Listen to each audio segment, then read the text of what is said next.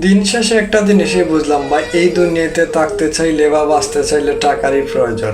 টাকা ছাড়া এই দুনিয়ায় চলা অসম্ভব। কারণ মানুষ দিন শেষে একটা জিনিসই হারে যায়, সে টাকারই কাছে। আর আমি এটাও জানি এবং এটাই বুঝি যে টাকা দিয়ে সুখ শান্তি পাওয়া যায় না। কারণ সুখ শান্তি দেওয়ার মালিক একমাত্র আল্লাহ।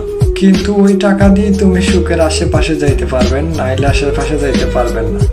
আপনি এই টাকার জন্য আরেকটা জিনিস বুঝতে পারবেন, যখন আপনার পকেটে টাকা থাকবে না তখন সময় আপনার আসল মানুষের আসল রূপ দেখবেন। আমি একটা জিনিসই বলি ভাই, কাজ ছোট কিংবা বড়, যে মেতরি হোক বা যে কোনো কাজ হোক, রাজমিস্ত্রি হোক, রোড মিস্ত্রি হোক, যে কোনো কাজে আপনি কাজে লেগে পড়েন, আপনার দিন শেষে আপনার টাকাটাই লাগবে।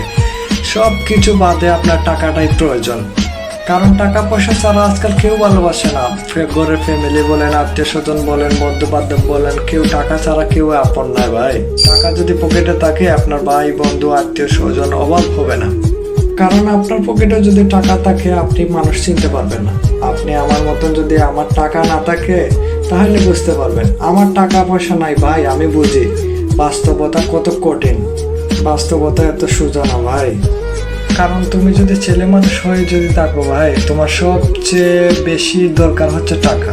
কারণ টাকার দরকার নাই দুনিয়াতে এমন কোনো মানুষই জন্মায় নাই ভাই, সবারই টাকা। কিন্তু পুরুষ মানুষের সবার আগের দরকার টাকাটাই।